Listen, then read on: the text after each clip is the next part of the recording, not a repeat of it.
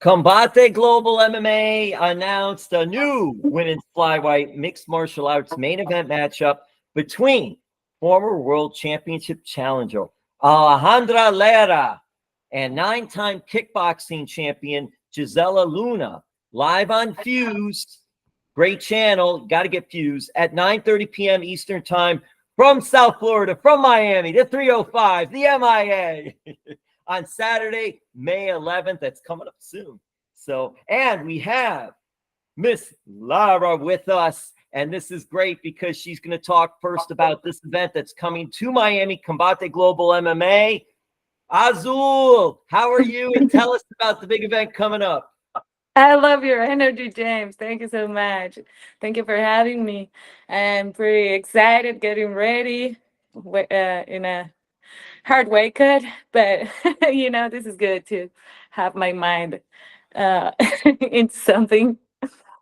So, yeah.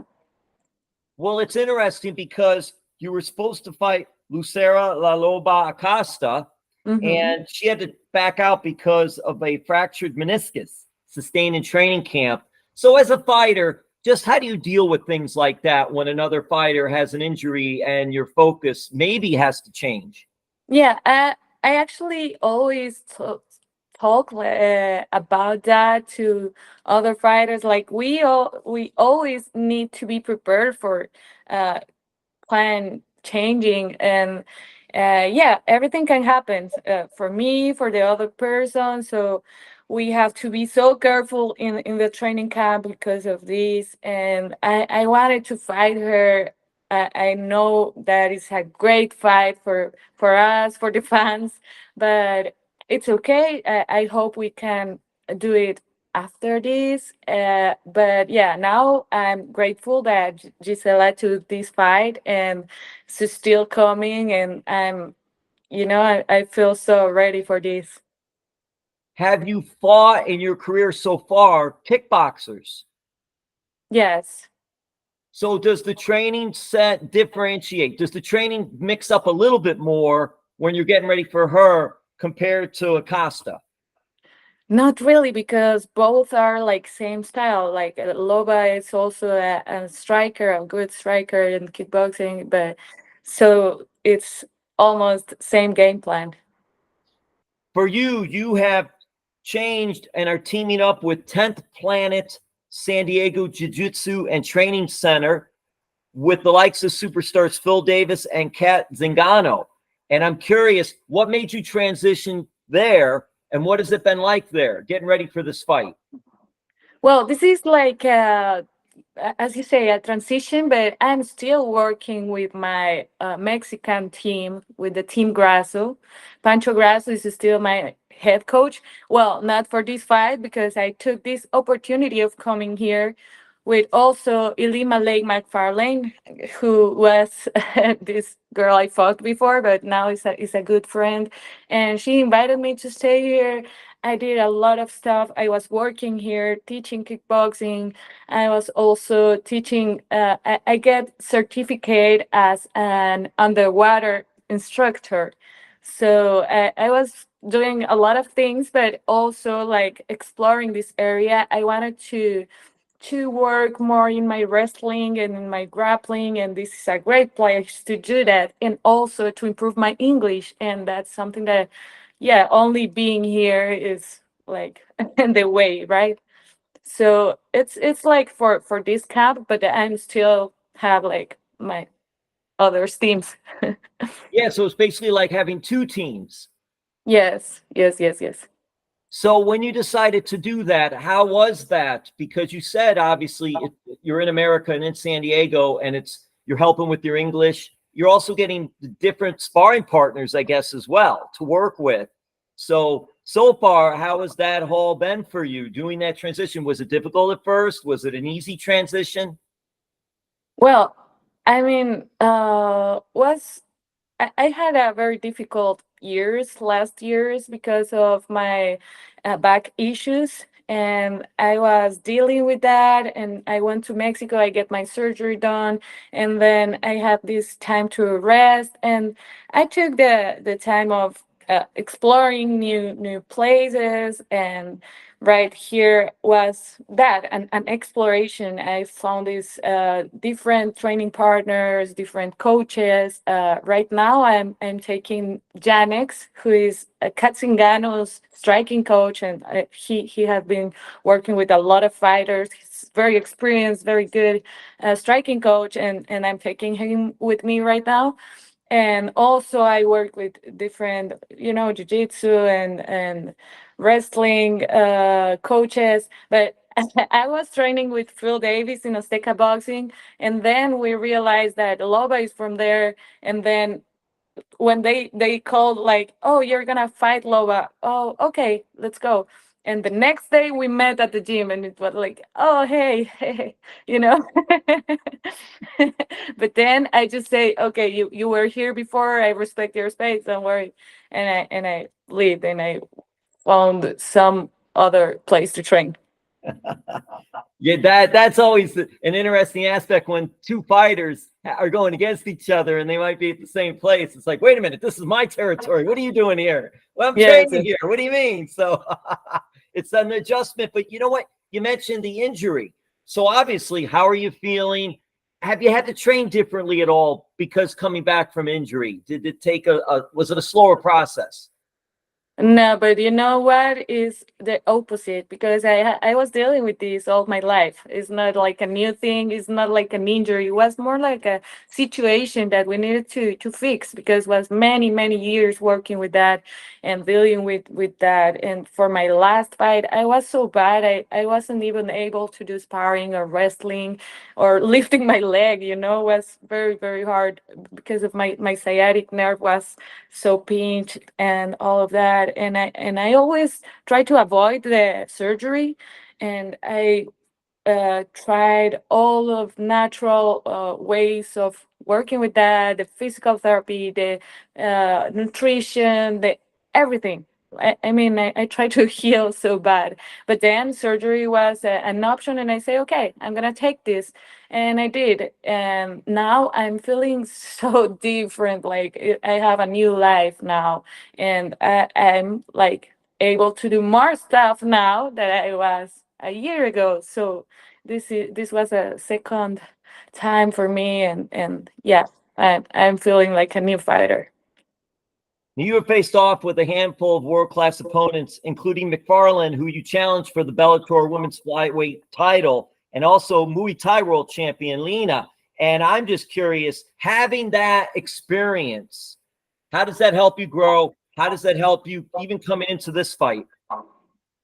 Well, I feel with 60 pro fights, I already entered in the cage so much to learn some things, to know myself, and that's the most important thing for me right now. I feel now I know who I am. I know how to handle like my I know my style and how to take advantage of my skills, and not entering just to fight, but to win now. I feel now I finally have this strategy, a game plan, and things that I have never had, because I started improvising everything since I started my career. Like I wasn't ready to get a world title at that time, but I did, and they saw my potential, and that's why I stayed in the top 5 for many years. But yeah, now I feel I'm in a different level, and of course the experience helped me a lot, and now it's what I want to show, that I am more mature and experienced enough to face anyone now. Alejandra, what is it like going to be coming to Miami? Have you fought in Miami before?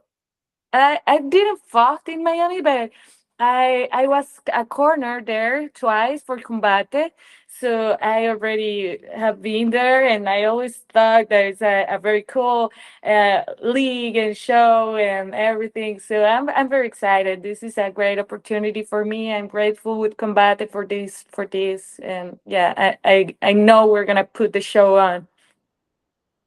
And you hail from Colombia, and there's a strong Colombian contingent. in Miami. Yes, So, yes. what Actually, is I that have like family too? there. Yeah, what is that like too? Because talk about a little bit about growing up in Colombia, and you know when you're in South Florida, it's a melting pot of different cultures, South American cultures.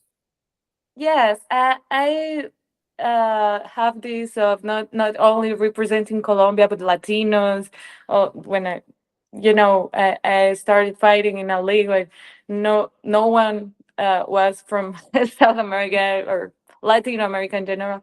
So I'm grabbing all of that with me, and I'm so proud of that. I love to represent Latino people, and also I'm Colombian. I cannot deny that, and this is so exciting. I have actually family there in Miami, and that they are very excited to watch me, and everyone else, they are happy for having this new platform for me. Now, I'm not going to gloss over something you said earlier because I wrote it down and wanted to bring it back. You said something about being certified underwater. What is that all about? Were you like a famous swimmer in Colombia? What's going on there? Are you going for the Well, Olympics? What's going on? Or is this something else? Is this some other type of underwater training? Marine yeah, biology? What are you doing? I know it's weird. I have experience in many aquatic sports since I was a child. Like I started with swimming, and I did high diving, synchronized swimming, then underwater rugby. That it's a sport that maybe you don't even heard about. Did uh, you do rock cliff diving? Did you do any rock cliff diving? That's what I want to know. a little bit, yeah, of course. Not That's the professionally. craziest. You're on these huge rocks way up and you just go, and I'm like, no, they're gonna crash. What's going I on? know. I know. I'm a little crazy and always doing extreme sports, but my relationship with water always been there, and with apnea and holding breath. And that's why when I came here for the first time and I discovered Deep End Fitness, that is this place where they fusion the military training and rescue with fitness part, of improving the cardiovascular thing System. and Yeah, everything, cardiovascular and system. also the mental work, the breath work and everything. And I was like, oh, this is my thing. And I start coming there, and I start putting new records on because I hold my breath for almost 5 minutes last time. So that was like, oh my god, do you want to be part of the instructors? And I was super happy with that. And I did uh, the trials. It was a big like exam for doing that. I passed some proofs, and then they gave me the certificate, and I started working as a coach there. So, are you a fan of the Aquaman movies with Jason Momoa? Yeah. Uh, uh, but I'm a mermaid. That's what I say. I'm a mermaid. There, you could co-star in one of his movies. I'm telling you right now. We'll get this going. Yeah. I'd love to. All right, we're gonna let you get going. I know the big fight's coming up May 11th from Miami. You could see it on Fuse, 9:30 p.m. Eastern Time. Combate Global MMA is great. I want to leave with this because I think this is inspiring too, and I hope you can share this with us if you can. You grew up and you were dealing with ADHD, correct? Mm-hmm. How did you just deal with that? And so many others have to deal with that as well. And do you feel comfortable talking about that and talking to others and trying to inspire others that have to Of deal with something like course. that? Yeah. I love to talk about that because for me, like school was pretty hard because I was the weird kid, the kid with a lot of energy and all of that. And since I mean, before I was born, they already told my mom like, oh, this girl will need special attention, and she was so prepared. So I'm so grateful with my mom because she took the work really hard, and like, okay, you need to spend your energy, let's go, let's do this. And she went with me even with no having the money to afford the transportation to go train, or the actually the sport, the league, or oh, I'm gonna, but she always found a way, and me too. Like they always wanted to sponsor me because I was, I had the will to do that. And then I started in on all of these sports and different things, and we went like by walking. She didn't care, like, oh, we need to walk 50 minutes to go to your high diving class. Well, let's go. And we did every day. And then she did the homework with me, and also everything was a great mom, and I'm so grateful with that. And also I learned that having ADHD is a superpower too. I mean, hyperactivity.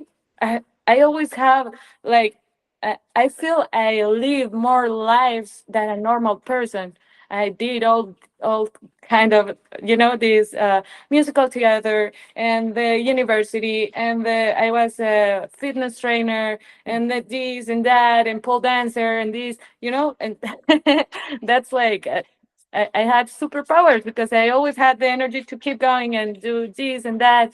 And now I'm learning how to work with my mind too, because I can focus, but it's just different than regular people. And I just discovered that from my fight. Like I always was like letting the impulsive thing go on, but now I'm more into, okay, now I know how is that, let's plan. Because for me, planning things is so hard. Like I have never did that in my life, but now I'm working differently, and yeah, it's a whole process. And the process has been great. And you had a mom that was there for you to help you along because you just need the extra attention. And that's great. And you're a regular person with extraordinary talents. That's the way you should look at it. So Yeah, I want to thank you so much. Thanks for all the best. Thanks for spending some time and doing this. thank you. And yeah, you cannot miss this fight. It's gonna be so awesome. We're putting the show on in Combate.